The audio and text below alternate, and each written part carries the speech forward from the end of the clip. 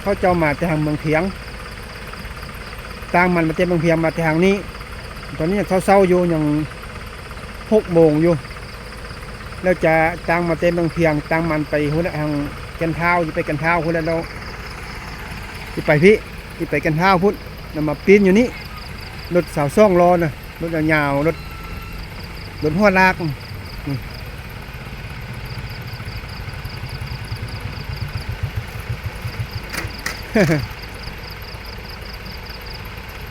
พอดีรถเข้าเจ้าตักมันอยู่นี่พอดีเขาตักมันอยู่กลางนานี้ตักมันตัวนี้กลางนานี่แล้วก็เข้านี้เอารถตักมาตักเอารถใส่รถเข้าเจ้านี้เอารถตักมาตักเอามันทีบารถคันนี้ตั้งมาไปไว้ลานมันอยู่เข้าอยู่หัวผูนี้พอดีคนนี้เกิดอุบัติเหตุอยู่นี่เลยนี่อันนี้ก็เป็นบอลเข้าตักมัน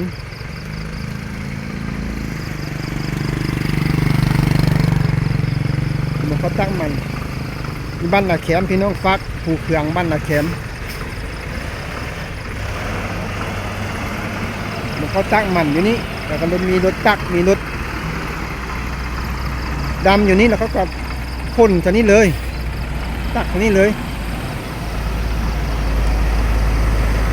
พ่นมันนึ่งลังนี่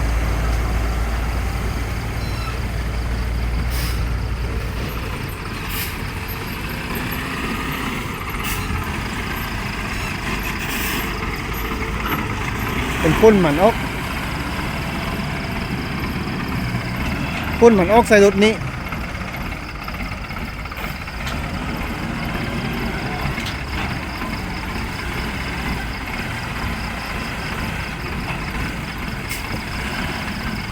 รถมาปีนแต่มื้อคืนนี้พุ่นมีฝนบ่เป็นยังเพราะว่ามันลงไฟขวาคนโชเฟอร์ขับอยู่ฝั่งซ้ายแต่มันลงไฟขวาบ่เป็นโชเฟอร์บ่เป็นยังปลอดภัยดีเนาะโชเฟอร์บ่เป็นยังเป็นแต่รถแต่ลา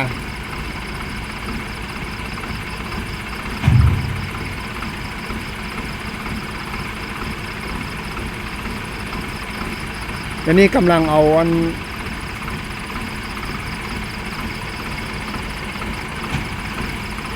สลีออกจากรถใส่รถดำนี้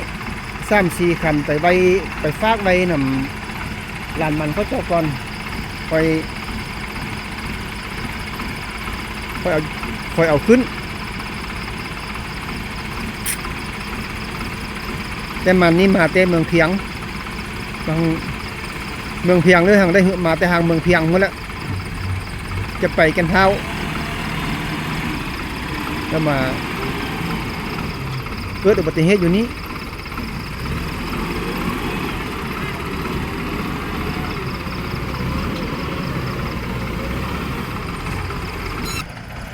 เริ่มแจ้งสว่างขึ้นมาแล้วพี่น้องเบิ่งนำกัน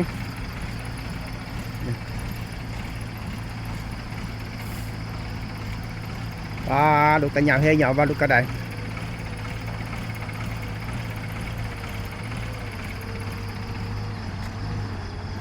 ต่ำต้นไม้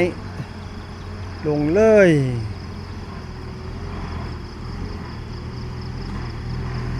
อันนี้เป็นลานมันเขาจะตั้งมันพอดีรถเขาก็อยู่นี่รถประจำลานมันก็อยู่นี่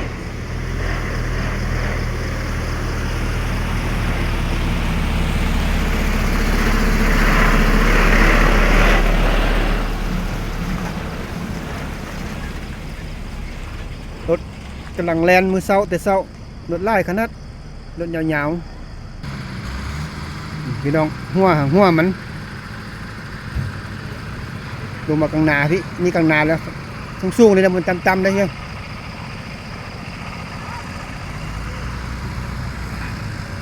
นี่นะคนงานกำลังเอา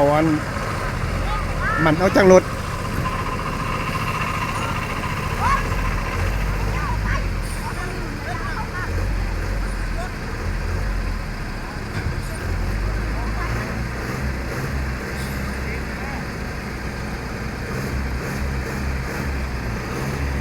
คนงานกำลังเอานั้นขึ้นรถพี่น้องเอามันขึ้นรถ เดี๋ยวเหมือนห่างเนาะมันห่างเนาะมันต่ำได้พี่น้องสูงนะโดดลงมาโอ้ชิต้ม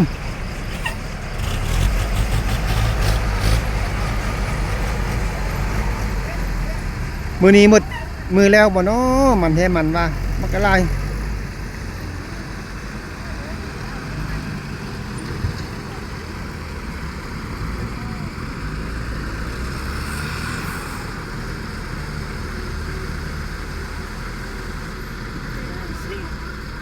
ฮะ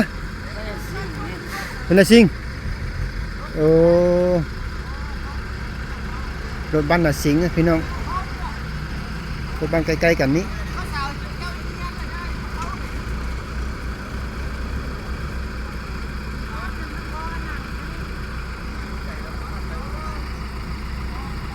รถบ้านน่ะสิงนี่ไปตั้งมันไปกันเท้าเดี๋ยวเจ้าของกับบุเปยังเนาะมาคนเดียว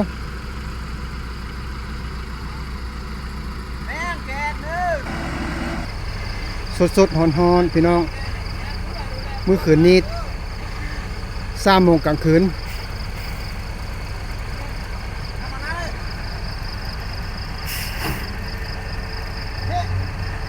กำลังคนเอามันออกเอาพี่น้องผู้ได้มักเสียงโศกป้ายรถเสียงโศกเสียงสายเด้อสดๆฮอนๆบ้านนาแคมตีนหูเฟืองบ้านนาแคมไฟห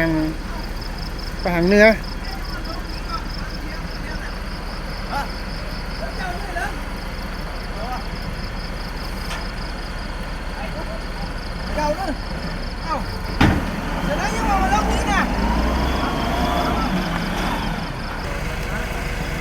ำลังพี่น้องกำลังเอาอัน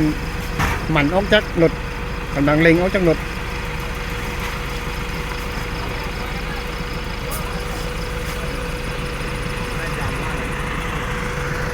คนงานมาซอยกัน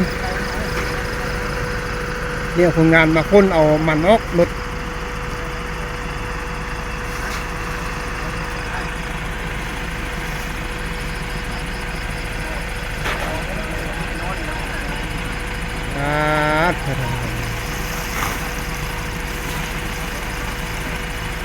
เที่ยวให้ไล่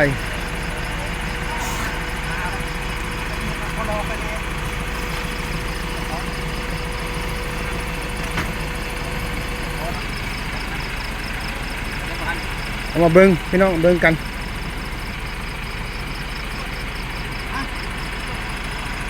มีเป็นลานมันเขาเจ้ากำลังเขาเจ้าตั้งมันอยู่รุมนี้พอดีมีรถไล่คันรถดำแดรถตักแดพอดีลงนี้นะ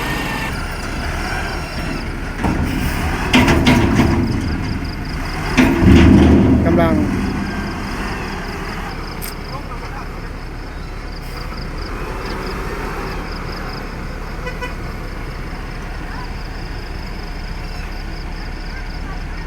รถนี้กาคันนี้ก็แล่นมาแต่พูดแล้วทางกันเท้ารถคันนี้ก็ได้นี่แล่นมาแต่พุ่น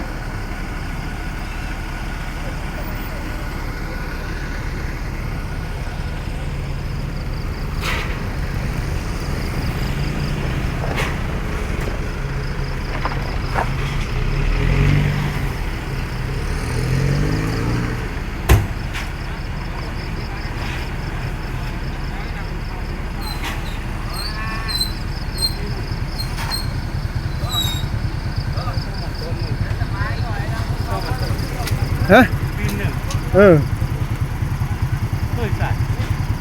ะเซฟเฟอร์อยู่ได้เหรอแม่เซฟเฟอร์อยู่หุ่นตีจากหุ่นหลายคนฝั่งเฮียงเนาะ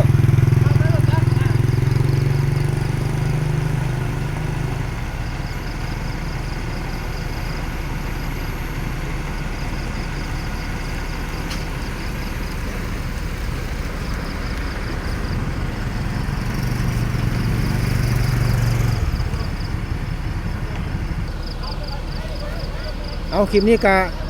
จบคลิปตัวอย่างคนนี้ก็นอกพี่น้องเนาะพอกันคลิปใหม่เบิ่งตอนต่อไปเบิ่งมื้อนี้เบิ่งกันจนแล้วนะมื้อนี้นะเบิ่งเข้าเจ้าเอาคนเอามันเอาหยังออกตัวนี้เบิ่งกันแล้วเบิ่งที่จะได้ เขาเฮ็ดจะได้เอาขึ้นเบิ่งกันเอาคลิปนี้จบคลิปสำนี้ก่อนพอกันคลิปใหม่สบายดี